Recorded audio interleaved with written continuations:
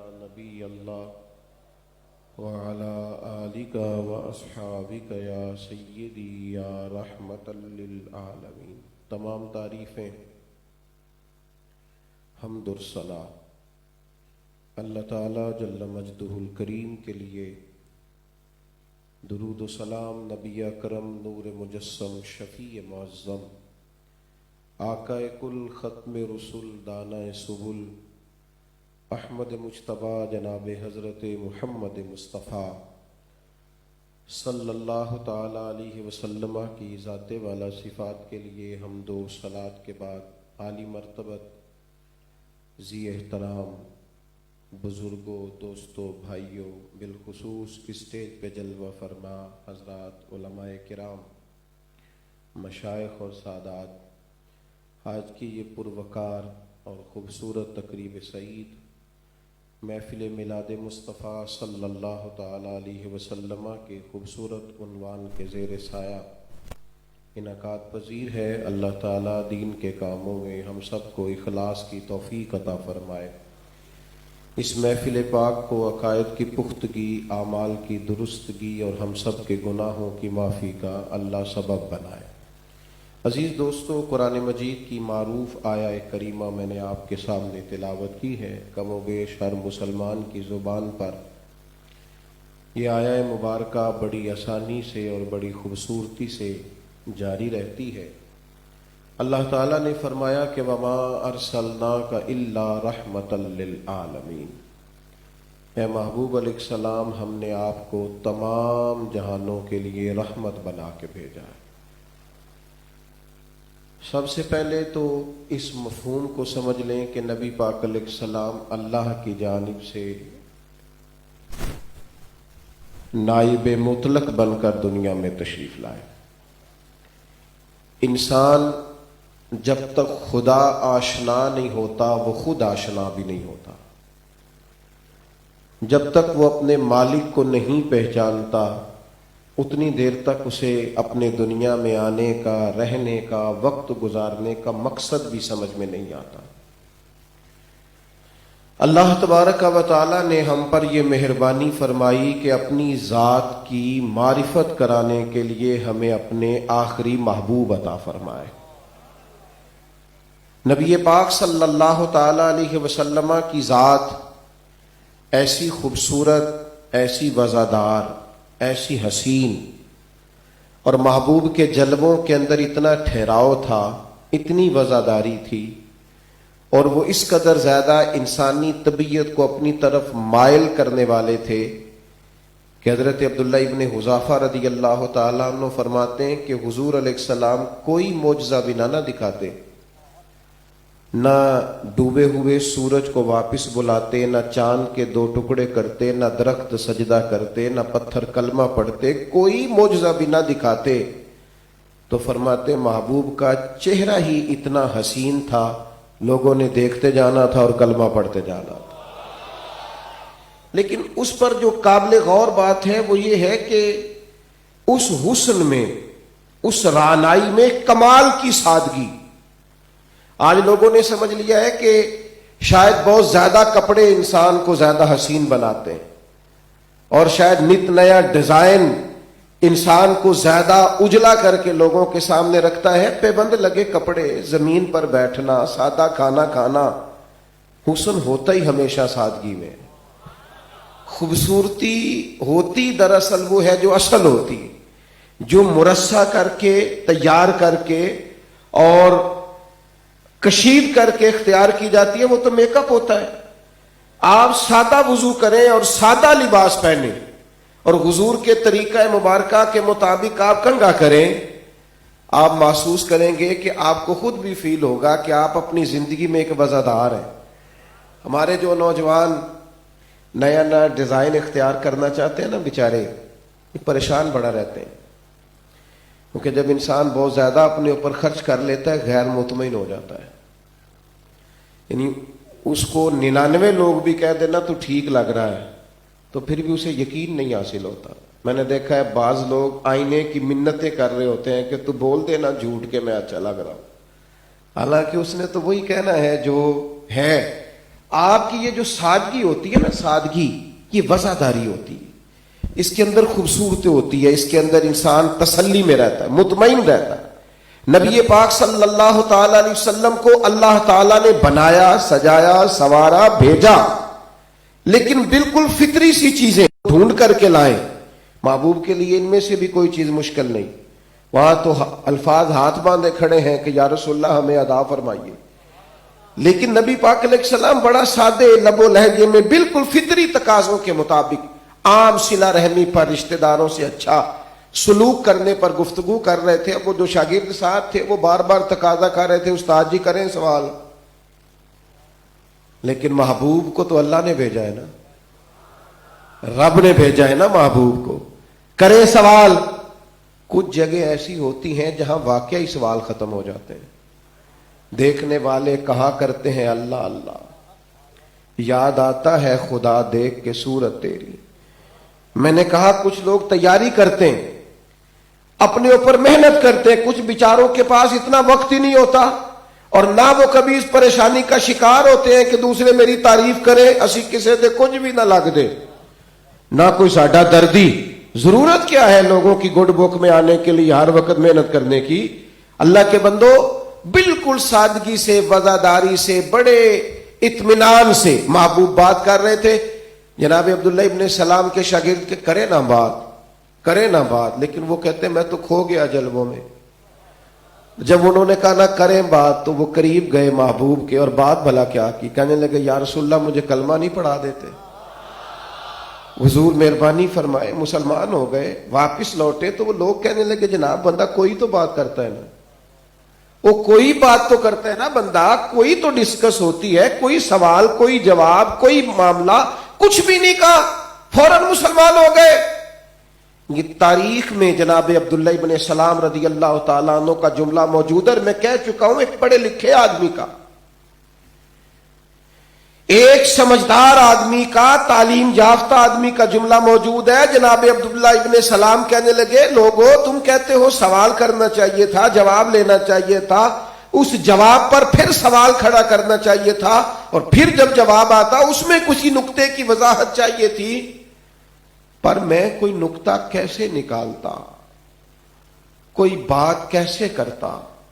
میں جب ان کے حسین جلووں میں پہنچا، اور جب میں نے ان کی جھکی جھکی نظریں دیکھیں، اور جب میں نے ان کے ایک لفظ سے دوسرے لفظ کو جدا کر کے ٹھہری ہوئی تحمل والی گفتگو دیکھی، اور جب میں نے ان کے مقدس چہرے سے نور چھلکتا دیکھا، اور جب میں نے ان کے سادہ لباس کے گرد نور کا حالہ دیکھا، تو ان کا چہرہ دیکھ کے میں سمجھ گیا اتنے حسین چہرے جھوٹوں کے نہیں ہوا کرتے۔ دیکھنے والے کہا کرتے ہیں اللہ اللہ، یاد آتا ہے خدا دیکھ کے صورت تیری۔ محبوب پاک کو رب کریم نے اس طرح کا بنایا، مکھ چند بدر شاہ شانی ہے، متھے چمک دی لاٹ، وہ دی کالی زلف تے اکھ مستانی ہے، تے مخمور اکھی ہیں نا مد بھریاں۔ تو یہ کم ہوتا ہے کہ شاعر خود پریشان ہو جائے بات کرتے، یعنی شاعر خود حیران ہو جائے، کہنے لگے سبحان اللہ، یعنی خود ہی محو حیرت ہو گئے، کلام کرتے کرتے خود ہی کھو گئے، کہنے لگے سبحان اللہ ما اجمل کا ما احسن کا، اور پھر اپنے عجز کا اظہار کیا، کہنے لگے رہن دے تیرے والا کام نہیں، کتھے مہر علی، کتھے تیری ثنا، اے مشتاق اکھیں کتھے جاڑیاں، نہیں تیرے والا کام، چپ کر مہر علی، تھے جا نہیں بولن دی۔ یہ سادگی، یہ وفاداری، یہ حسن، یہ جلوے، یہ ٹھہراؤ۔ میں آپ سے عرض کروں، حسن کبھی بھی ظاہر کا نہیں ہوتا، حسن باطن کا ہوتا ہے۔ آپ کے اندر اگر سوچیں اچھی ہوں تو چہرے سے اس کا نکھار نظر آئے گا۔ تقوی کا نور اگر آپ کے باطن میں موجود ہو تو آپ کی آنکھوں سے چھلکے گا۔ اگر آپ باحیا ہوں، وزادار ہو، وقار والے ہو، تو خود بخود دیکھیں نا، حضور نے نشانی یہ نہیں فرمایا ولی گولے رنگ کا ہوتا ہے، یہ نہیں فرمایا کہ اس کی آنکھیں بڑی رسی، یہ نہیں فرمایا۔ حضور فرمانے لگے جسے دیکھ کے رب یاد آئے وہ اللہ کا ولی ہوتا ہے۔ اللہ یاد آئے دیکھ کے اللہ، اس کی کیفیت یہ ہو کہ اس کے قریب تم بیٹھو تو خود ایسا نہ ہو کہ اس کی گاڑی دیکھ کے بندہ پتہ کرے کہ یہ کتنے کی آئی ہے، اس کا گھر دیکھ کے بندہ پریشان ہو جائے، اس کا آنا جانا دیکھ کے بندہ کہ بڑی بات ہے جی، اسے دیکھ کے اللہ یاد آئے، وہ عالم آخرت ہو، اس کے پاس بیٹھنے سے انسان کو اپنی قبر حشر کا خیال آئے۔ تو سب سے پہلے تو یہ سمجھ لیں کہ رسول پاک علیہ السلام کو اللہ نے بھیجا ہے، حضور کا ہر قول وحی الہی ہے، نبی پاک جو کہتے ہیں رب کے حکم سے کہتے ہیں۔ اور دوسری بات یہ کہ اللہ تعالیٰ نے محبوب کو رحمت بنایا ہے۔ یہ جو حضور نے جہاد فرمایا یہ بھی رحمت ہے، جہاد کرنا بھی، بول کے بتائیے۔ یہ بعض مسلمان بھی جہاد کی بات کرتے ہیں تو بڑی سہم کے کرتے ہیں، او جہاد رحمت ہے میرے بھائی، بہت بڑی رحمت ہے۔ جس بندے نے فصل بوئی ہو، بیج ڈالا ہو، دوائی بھی ڈالی ہو، کھاد بھی ڈالی ہو، پانی بھی دیا ہو، تو اگر وہاں جڑی بوٹیاں ہو گئے تو وہ کسی جڑی بوٹی کو تلف کرنے کے لیے جائے تو کوئی بندہ یہ اعتراض کرے گا کہ جناب آپ نے جڑی بوٹی کیوں نکالی ہے؟ وہ کہے گا یہ جڑی بوٹی نکالنا ضروری تھا۔ کیوں؟ اس لیے کہ اگر یہ جڑی بوٹی نہ نکالتے تو اصل فصل کو تباہ کرتی، یہ خرابی کرتی، لہذا جڑی بوٹیوں کو تلف کرنا کبھی بھی سزا نہیں ہوتا، وہ رحمت ہوتا ہے باقی فصل کے لیے۔ ظالموں کا ہاتھ پکڑنا، مجرموں کا ہاتھ پکڑنا، فساق فجار کفار کا ہاتھ پکڑنا، انہیں ظلم سے روکنا، جبر سے روکنا اور ان کے خلاف جہاد کرنا، یہ میرے بھائی عین رحمت ہے۔ اس سے مظلوم بچتے ہیں، غریب بچتے ہیں، بیچارے تنگ دست بچتے ہیں۔ آج کتنے سارے اسلامی ممالک ہیں، لیکن کیوں نہیں نام لیتے غزہ کا، کیوں نہیں فلسطین کا نام لیتے؟ اس کی سب سے بڑی وجہ تو یہ ہے کہ مسلمان کو زندگی سے پیار ہو گیا ہے، مرنا نہیں چاہتا، ڈر آتا ہے، یہ سمجھتا ہے جانے مجھے ساری عمر یہیں رہنا ہے۔ اور دوسری بڑی وجہ یہ ہے کہ ہم مفہوم نہیں سمجھ رہے، ہم مفہوم نہیں سمجھ رہے جہاد کا۔ جہاد کا مفہوم ظالم کا ہاتھ پکڑنا، اسے روکنا ہے۔ اور کچھ لوگ ایسے ہوتے ہیں جب تک ان کا ہاتھ روکا نہ جائے وہ رک سکتے۔ مجھے بتاؤ آپ کے گھروں میں ارد گرد بہت سارے لوگ ایسے نہیں جب تک ڈانٹا نہ جائے چپ نہیں کرتے، ہوتا ہے کہ نہیں؟ لیکن ہمارا دور بڑا عجیب ہے، جنوں کا نام خرد رکھ دیا، خرد کا جنوں، جو چاہے آپ کا حسن کرشمہ ساز کرے، ساری زندگی کا اسرائیل پہل کر رہا ہے۔ اور آج اگر حماس نے ان سے جان چھڑانے کے لیے کہیں کوئی اقدام کیا بھی ہے تو وہ ساری زندگی کی ان کی پہل دنیا بھول گئی اور ایک غلط نظریہ لے کے میدان میں آ گئے۔ عجیب بات ہے، وہ جسے قائد اعظم محمد علی جناح جیسے لوگوں نے کہا تھا یہ امریکہ کی ناجائز اولاد ہے، یہ مولوی کو بات کرتا تو لوگ کہتے دیکھو تہذیب سے ہٹی ہوئی بات کی، اور اگر محمد علی جناح کہیں تو پھر تو اسے ہضم کرو بھائی۔ لیکن ہماری آنکھیں نہیں کھلتی، ہمیں شعور نہیں آتا، ہم معاملہ فہم نہیں ہے، ہم تدبر نہیں کرتے کہ ہمارا دین ہمیں کیا کہتا ہے۔ ان کی تو کوئی زمین ہی نہیں ہے، وہ تو باہر سے آ کے بسائے گئے، ان کا تو لینا دینا نہیں ہے فلسطین سے کچھ۔ وہ جو مسلط ہیں ان کے خلاف اگر کوئی جڑی بوٹی تلف کرنے کی بات کرے تو وہ تمہیں ظالم نظر آتا ہے۔ وہ شیخ سعدی رحمت اللہ علیہ رستے میں جا رہے تھے تو کتا پڑ گیا حضرت سعدی کو، تو اپنے دفاع کے لیے انہوں نے اینٹ اٹھانا چاہی زمین سے، تو اینٹ جو تھی وہ بارش کی وجہ سے نا آدھی زمین کے اندر دھسی ہوئی تھی، بعض اوقات کہیں روڑا اینٹ پڑی رہے نا اس کے گرد مٹی چڑھ جاتی، تو حضرت وہ اینٹ اٹھانے لگے تو آدھی زمین کے اندر تھی، کتا پڑ گیا، اینٹ اٹھانا ہے تو آدھی زمین کے اندر ہے، تو حضرت سعدی کہنے لگے کیسا عجیب دور آیا ہے، کتے کھلے چھوڑ دیے ہیں، اینٹیں باندھ دی ہیں، جو باندھنے والی چیز تھی اسے کھلا چھوڑ دیا ہے، اور جسے کھلا چھوڑنا چاہیے تھا میرے خیال نہیں سمجھ آئی آپ کو بات، کتے کھلے چھوڑ دیے اور اینٹیں۔ عجیب بات ہے نا، جن لوگوں کو سپورٹ کرنا چاہیے تھا فلسطین کے مظلوموں کو، ان کے بارے میں بات کرتے سہمتے ہیں اسلامی حکمران، اور تھوڑی دیر کی ہیں تمہاری حکومتیں، سدا بادشاہی رب تعالیٰ کی، تم کمزور ہو گئے ہو، تم نے اپنے آپ کو بزدل بنا لیا ہے۔ تو حضور رحمت ہے، جہاد بھی رحمت، نبی پاک علیہ الصلوۃ والسلام کا کسی غریب کے گھر میں راشن پہنچانا بھی رحمت ہے، اور تلوار لے کے کفار مکہ کے سامنے کھڑا ہونا بھی رحمت ہے، یہ سارا رحمت۔ اور محبوب نے رحمت کی بات کی، کرم کی بات کی. کیا کہا رسول پاک نے؟ سارا مفہوم سمجھ میں آ جائے گا اگر فتح مکہ کو دیکھو گے تو. ان سے بڑا دشمن تو کوئی نہیں تھا جنہوں نے کوئی حد ہی نہیں چھوڑی تھی تکلیف دینے کی. لیکن یہ میرے محبوب کا طریقہ ہے. حضور علیہ الصلوۃ والسلام مکہ میں داخل ہو رہے تھے تو فرمایا جو بندہ ابو سفیان کے گھر میں داخل ہو جائے گا اسے بھی کچھ نہیں کہیں گے، جو تلوار نہیں نکالے گا اسے بھی کچھ نہیں کہیں گے. یہ بہت بڑے مجرم ہیں، انہوں نے بڑا ستایا ہے، تکلیف دی ہے. اور محبوب فرمانے لگے جو صرف اپنا دروازہ اندر سے بند کر لے گا نا، اتنا عام معافی کا اعلان، اتنا. بلکہ میں آپ سے عرض کروں، نبی پاک علیہ السلام تو اس طرح کی رحمت ہے کہ سرکار نے عنوان ہی بدل دیا لوگوں کے سامنے. عرب کے لوگ کہا کرتے تھے معاف کرنا تو بزدلی ہے. وہ کہتے تھے معاف کرنے سے تو سامنے والا سمجھے گا یہ بدلہ ہی نہیں لے سکتا. آج بھی معاف کرتے ہیں لوگ، ناراض نہیں ہونا آپ نے، لیکن اگر مقابلہ نہ کر سکیں تو پھر کہتے ہیں میں نے معاف کیا. معاف اصل میں کس نے کرنا ہوتا ہے؟ جو طاقتور ہو، جو بدلہ لے سکتا ہو، جو اینٹ کا جواب پتھر سے دے سکتا ہو، جو تلوار کا جواب بندوق سے رکھتا ہو، اس نے معاف کرنا. اللہ کے محبوب علیہ السلام نے عنوان بدلا ہے. حضور نے فرمایا معاف کرنا بزدلی نہیں ہوتا، یہ رحمت للعالمین محبوب کا سبق ہے. فرمایا معاف کرنا تو بہادری ہے. بہادر اور دلیر لوگ معاف کرتے ہیں. آپ کے پاس پوری طاقت ہو بدلہ لینے کی، آپ کہیں میں نے رب کی رضا کے لیے معاف کیا، تو آپ بہادر ہیں، آپ دلیر ہیں. آپ کے مزاج میں رحمت ہو. اور معاف کسے کرنا ہے؟ ذاتی دشمن کو، ذاتی دشمنوں کو. یہ جو روز رحمت کی باتیں کرتے ہیں نا اور روز بڑے بڑے اچھے لیکچر دیتے ہیں، ان کا پتہ تب چلتا ہے جب ان کا ذاتی دشمن سامنے آتا ہے. ہم تو ضد پال لیتے ہیں.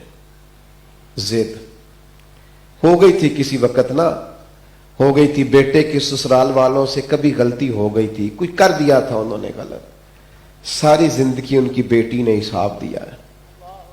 تکلیف صحیح ہے پر ہماری ضد ختم ہوئی ہوگی، غلطی انسان تھے، بھول گئے، زیادتی ہو گئی ہو، لیکن ساری زندگی وہ بیٹی بیچاری یہاں اس ایک غلطی کا خمیازہ بھگتتی رہی. وہ جو رحمت کی بات کرنے والے تھے، ہمارے استاد صاحب جب کچھ لوگ فارغ ہوتے نا ادارے سے اور جن کو وہ بطور استاد مدرس کے طور پر کہیں بھیجتے، انہیں ایک بات کہتے، بہت ساری باتیں وہ بیان کرتے، نصیحتیں کرتے. ایک بات وہ کہا کرتے تھے، کہتے تھے کسی طالب علم سے ضد نہیں پیدا کرنی. تو ایک دن ایک ہمارے دوست نے عرض کی حضور شاگرد سے بھی ضد ہوتی ہے؟ فرماتے ہو جاتی ہے. آپ نے اس کو ڈانٹا مارا، وہ لے آیا اپنے والدین کو یا اس نے کمیٹی کو بتا دیا، اب آپ کو برا لگا، ساری زندگی کے لیے ضد پال لیتے ہیں. بہت سارے طلباء کا مستقبل تباہ ہو جاتا ہے اس ضد میں کہ اسکول کے ٹیچر نے یا ادارے کے ٹیچر نے، الا ماشاءاللہ سب نے نہیں، اس نے ضد پال لی. ہر بات میں اسے رسوا کرنا، بے عزت کرنا. طبیعت نہیں ہے معاف کرنے کی، مزاج نہیں ہے معاف کرنے، ضد بنا لے. کبھی معاف بھی کرتے ہیں لیکن معاف کرتے ہیں دل سے نہیں. چودھری صاحب آ گئے ہیں، چل تجھے معاف کر دیتا ہوں، اب تو میرے سر کو لے آیا، جا تجھے معاف کر دیتا ہوں. معافی کیسی دی؟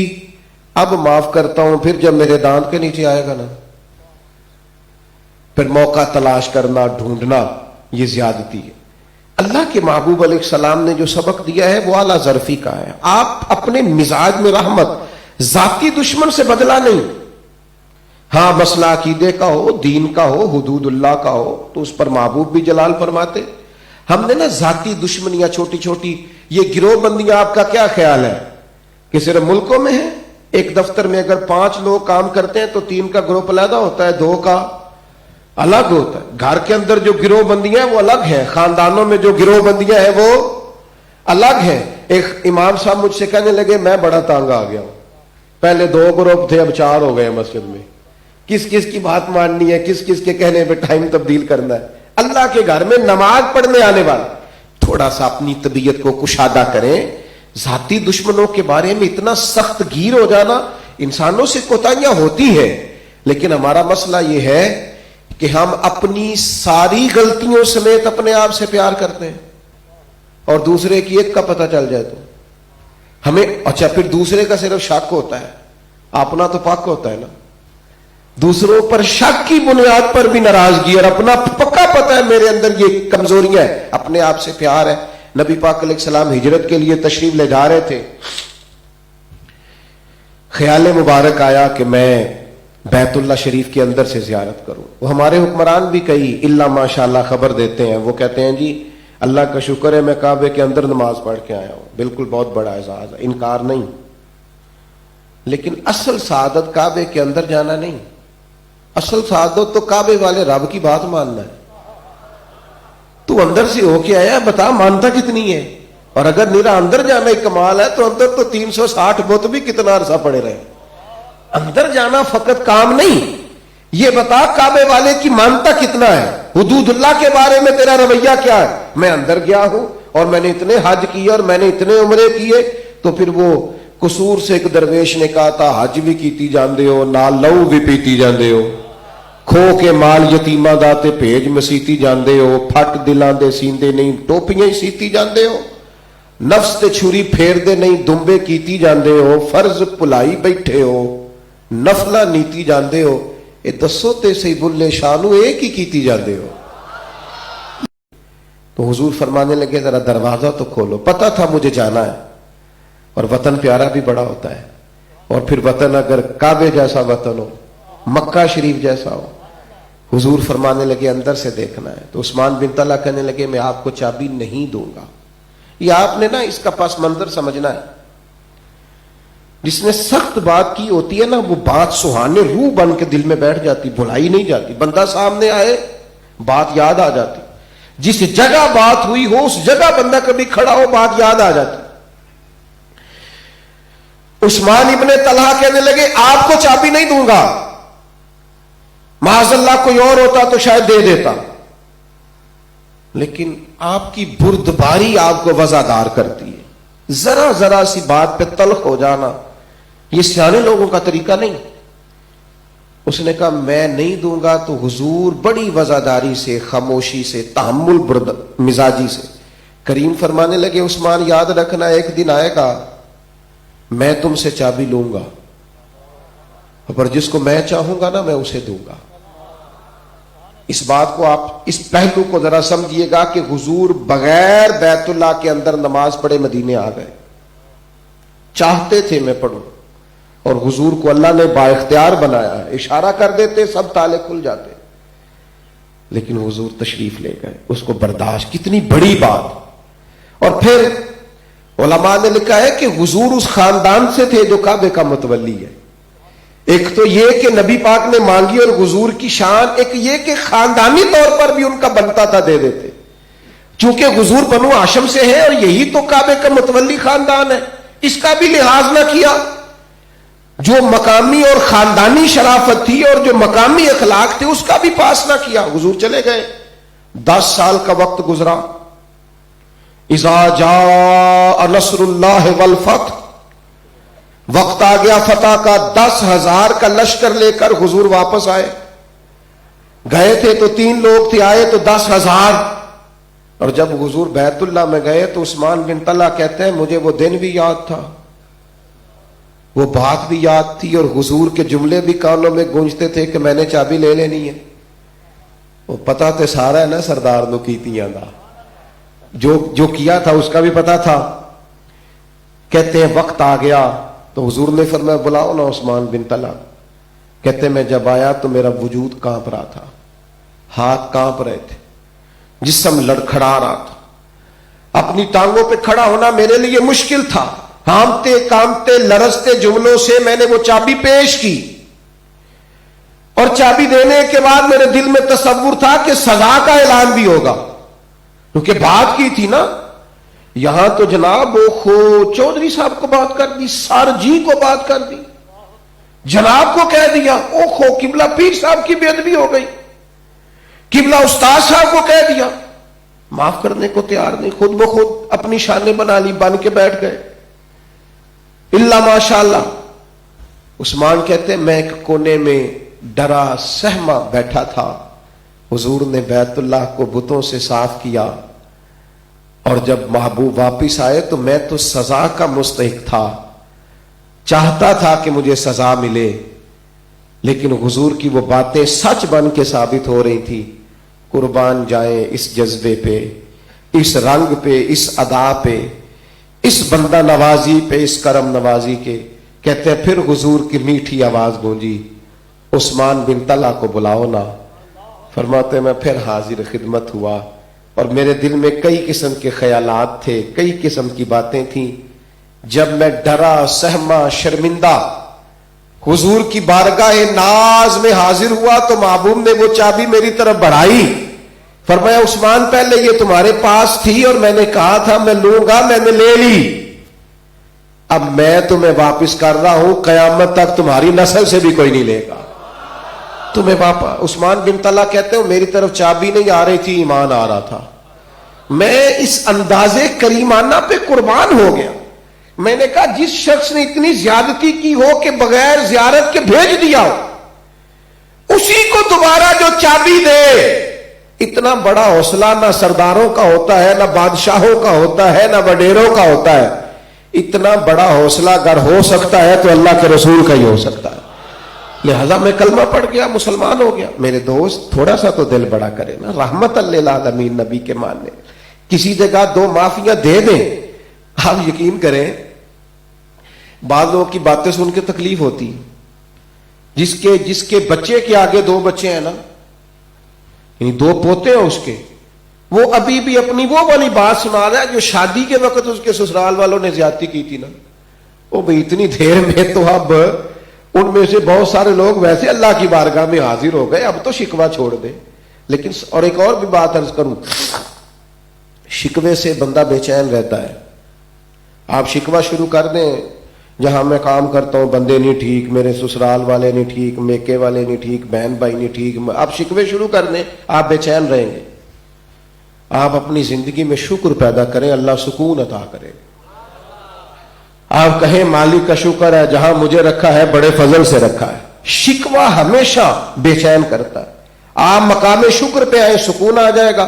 کبھی کبھی کہتا ہوں دوستوں سے محبت کے ساتھ، کبھی کبھی کہتا ہوں اور اللہ سے ڈر کے کہتا ہوں اور عجز کے ساتھ کہتا ہوں. میں کبھی کبھی عرض کرتا ہوں، میں کہتا ہوں خدا جانے بلندی ہے کہ پستی، پر جہاں میں ہوں وہاں کوئی نہیں ہے. اب یہ خدا جانے بلندی ہے کہ پستی، پر جہاں میں ہوں وہاں کوئی نہیں. یہ اللہ کا فضل. تو میرے عزیز ایک تو، اور پھر فرمایا رحمت لل، تو مجھے لیکن بڑی تعداد میں اپنے معاملات چھوڑ کے آئے. لیکن اگر صرف یہ مائک نہ چلے، صرف ایک مائک، تو شاید ساری محفل کا ماحول بگڑ جائے، کام نہ ہو سکے. مجھے بتائیے اس لاؤ، میں نہیں جانتا یہ آپ کے اسپیکر چلانے والے کون ہیں، لیکن اس بندے کی اہمیت کیا ہوتی ہے ہماری نظر میں، اس کی ضرورت کتنی ہے. اور اس کی حضرت تمیم داری نے مسجد نبی میں سب سے پہلے چراغ روشن کیا تھا تو میرے کریم نے فرمایا تھا اللہ تیری قبر کو بھی روشن فرمائے گا. او بھائی آپ ایک دوسرے کی ضرورت کو کیوں محسوس نہیں کرتے؟ وکیل کیوں محسوس نہیں کرتا کہ ڈاکٹر کی بھی حاجت؟ ڈاکٹر کیوں محسوس نہیں کرتا کہ پولیس والا بھی ایک ڈیوٹی کرتا؟ کیوں ایک دوسرے کی قدر نہیں کی جاتی؟ کیوں ہم بڑی سوچیں پیدا نہیں کرتے؟ کیوں ہم اس بات پر غور نہیں کرتے کہ ہم سب ایک دوسرے کی ضرورت ہے؟ چھوٹی سوچیں، صرف اپنے حقوق کی بات کرنا، صرف اپنے شعبے کی بات کرنا، اس نے کمزور کر دیا، ملت کو ٹکڑوں میں بانٹ دیا. بڑی سوچ، بڑا ذوق، بڑی بات. امام غزالی فرمایا کرتے تھے تو بانٹنے کا ارادہ کر، اللہ تجھے بانٹنے کی توفیق بھی عطا کر دے گا. لیکن تیرا بانٹنے کا ارادہ، پہلے کبھی خیال ہوتا ہے اللہ مجھے دے گا تو غریبوں میں دوں گا، پھر جب اللہ دیتا ہے پھر سامنے والا پلاٹ پسند آ جاتا ہے. پہلے کبھی خیال ہوتا ہے اللہ تعالیٰ مجھے دے گا میں بڑا بانٹوں گا، پھر جیسے ہی ملتا ہے نا ناراض ہو گئے آپ لوگ. میں کدو تہاڈی گل کیتی، میں تو پتہ نہیں کس کی کر رہا ہوں، کسے باشد کر رہا ہوں. پہلے بڑا خیال ہوتا ہے پیسے آئیں گے تو بانٹنے ہیں، پھر جیسے ہی آتے ہیں پھر محسوس ہوتا ہے گاڑی چھوٹی ہے، یہ کبھی بڑی ہو جائے نا. او خدا کے بندے، بڑے لوگ تھے، وہ بڑے لوگ تھے، وہ بڑے تھے جن کا مزاج بڑا تھا. لو سنو نا، بخاری ہے، حضور علیہ السلام نے فرمایا مہمان آ گیا ہے، کو لے جاؤ میرے مہمان کو روٹی کھلاؤ. ایک صحابی لے گئے اور لے وہ گئے جن کے گھر میں صرف بچوں کی روٹی تھی. اپنی تکلیف دیکھی جا سکتی ہے، بچوں کی بھوک نہیں بندہ برداشت کرتا. मर जाता है बाप। बीवी से पूछा खाना, ये बुखारी मुस्लिम में का सिर्फ बच्चों का है। पता है क्या कहा सहाबी ने? कहने लगे बच्चों को बहला के सुला नहीं देती। क्या मतलब है इसका? भूखा सुला दे। किसके लिए? किसी मेहमान के लिए। चौधरी साहब नहीं आए, बहुत बड़ा आदमी नहीं आया बाजार, खैर वो तो बहुत बड़े थे जो हुजूर के मेहमान थे, दुनियावी लिहाज से समझा रहा हूं। बच्चे भूखे सुला दिए। ये है बड़ा दिल और बड़ा हौसला। और फिर सहाबी कहने लगे जब मेहमान रोटी खाने बैठ जाए ना तो चिराग ठीक करने के बहाने बुझा देना। मैं हाथ और मुंह हिलाता रहूंगा, मेहमान समझेगा ये भी खा रहा है। ओ गरीबों सुनो, सहाबी हमें सबक दे रहे हैं, चिराग बंद करके सबक दे रहे हैं। गरीबियां बताई नहीं जाती, गरीबियां तो छुपाई जाती हैं। लोगों को क्यों बताते हो? तुम्हें कुछ दे जाएंगे? तो मजाक उड़ाते हैं दुनियादार। गरीबियां छुपाई जाती हैं, बताई नहीं जाती। अपने राज रब रसूल की बारगाह में कहो। उन्होंने खाना खिलाया, जरब देखो अपने बच्चे भूखे रख के, अपना पेट भूखा रख के किसी को रोटी खिलाई, लाइट बंद करके। किसी को खबर नहीं थी, लेकिन सुबह जब हुजूर की बारगाह में गए तो महबूब फरमाने लगे कुरान आ गया है, गोया आपका वो अमल अल्लाह को भी बड़ा पसंद आया है, अल्लाह के रसूल को भी बड़ा पसंद आया। अपना बड़ा हौसला। भतीजे भी अपने ही होते हैं, भांजे भी अपने ही होते हैं। जो बच्चे गली में खेल रहे होते हैं वो भी। अब किसी के बच्चों पर इसलिए भी रहम करो कि इनके सदके अल्लाह हमारे बच्चों पर भी करम करे। सोचों को कभी महदूद ना करें, दायरे छोटे ना करें, उम्मत बन के सोचें। पता है बस बात समेटने लगाऊं। हुजूर अलैहिस्सलाम एक सफर से वापस आए तो कई दिनों का सफर था महबूब पाक अलैहिस्सलाम का। तो आसारे सफर हुजूर के चेहरे नूर से जाहिर थे। जब बंदा सफर करता है तो थकन उसके चेहरे से वजूद से जाहिर होती है। नबी पाक अलैहिस्सलाम तशरीफ लाए तो सरकार करीम अलैहिस्सलाम की मुकद्दस आदत मुबारका थी कि हुजूर जब सफर पे जाते तो सबसे आखिर में सैयदा पाक के घर जाते और जब वापिस आते तो सबसे पहले सैयदा पाक रदी अल्लाह तआला अन्हा के घर आते। हुजूर आए तो सैयदा फातिमा ने देखा, सारी बेटियां ही बाप से प्यार करती हैं और फिर नबी पाक की शहजादियां और हजरत फातिमा सबसे छोटी थी, ज्यादा प्यारी थी। हुजूर का वो सफर का आसार देख के रो पड़ी। तो हुजूर ने फरमाया क्यों रोती हो? या रसूलल्लाह आप दीन के लिए कितनी तकलीफ बर्दाश्त करते हैं। मेरा ख्याल है मेरी और आपकी कोई बात करे तो हम तो कहेंगे बेटा तुम्हें तो एक का पता है ना, मेरे तो दुख बड़े लंबे हैं, किताब बड़ी वसी है, खोल देंगे सारी डायरी। लेकिन हुजूर अलैहिस्सलाम ने सोचों का जाविया बदला, रुख और दिया नजरियात को। हुजूर फरमाने लगे फातिमा क्यों रो रही है आप? फरमाया अल्लाह ताला ने आपके बाप को बड़े मकासद के लिए दुनिया में मबूस फरमाया, हम बड़े मकासद के लिए आए हैं। फरमाया मेरी बेटी ना कोई घर कच्चा बचेगा, ना पक्का बचेगा, ना कोई झोंपड़ी बचेगी जहां अल्लाह ताला मेरे दीन के पैगाम को पहुंचा नहीं देगा। तो फिर इसके लिए मेहनत तो करनी है, जद्दोजहद तो करनी है, आगे तो बढ़ना है। लिहाजा ये तो हम करेंगे, इसके लिए तो आगे बढ़ेंगे, इसलिए कि हम आला और बड़े मकासद के लिए आए। हमारे मकासद बड़े छोटे हैं, हमने अपना घर बनाना है, बच्चे पालने हैं, और यही काम सारी दुनिया कर रही है। तो मुसलमान की इनफिरादियत क्या होगी? थोड़ा सा ना ऊपर उठ के देखें। और मैं आपसे अर्ज करूं अपने जिम्मे काम लें, 2 गरीबों का बोझ उठाएं, 2 मजदूरी करने वाले बच्चों का खर्चा उठा के उन्हें पढ़ाएं। और सारी बातें नहीं बताते हम घर भी, क्या बताते हो? सारी बातें हम दोस्तों को बताते, बच्चे बड़े प्यारे होते हैं ना, लेकिन बैंक में क्या पड़ा है लोग बच्चों को भी पूरा बताते नहीं ना, बताते, बहुत सारी बातें छुपाते हो ना। तो ये जो 2 गरीबों का बोझ उठाओगे ये भी कोशिश करना किसी को ना बताना। हमने बड़े लोगों से राज में आज रखे हुए हैं, कोई एक राज अल्लाह रसूल से भी रख लो, कोई एक राज अल्लाह रसूल से भी। 100 घर था मदीना शरीफ में जिनमें 2 वक्त खाना भी मिलता, खर्चे भी मिलते। 100 घर, 1-2 नहीं 100। लेकिन जो आता था वो चेहरे पे नकाब डाल के आता, دے کے چلا جاتا تھا. پھر اچانک، اور یہ کام سالوں ہوا، پھر اچانک بند ہوا. غریبوں نے ایک دوسرے سے پوچھا تیرے گھر بھی نہیں آتا، تیرے گھر بھی نہیں آتا. پھر وہ تاریخیں ملانے لگے، تیرے گھر کب سے نہیں آیا، تیرے گھر. تو سب کی تاریخ جمع ہوئی کہ 18 محرم سے نہیں آیا. امام ابو نعیم نے لکھا ہے پھر جب ٹٹول کے تلاش کیا تو پتا چلا کہ 18 محرم کو امام زین العابدین کا وصال ہوا.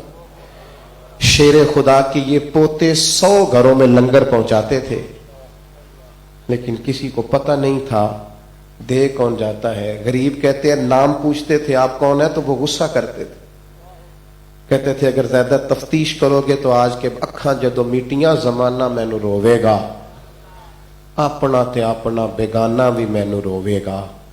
جدو نہ میں دسیا میں خاراں نو میں خانے وچ جام ٹوٹ جان گے.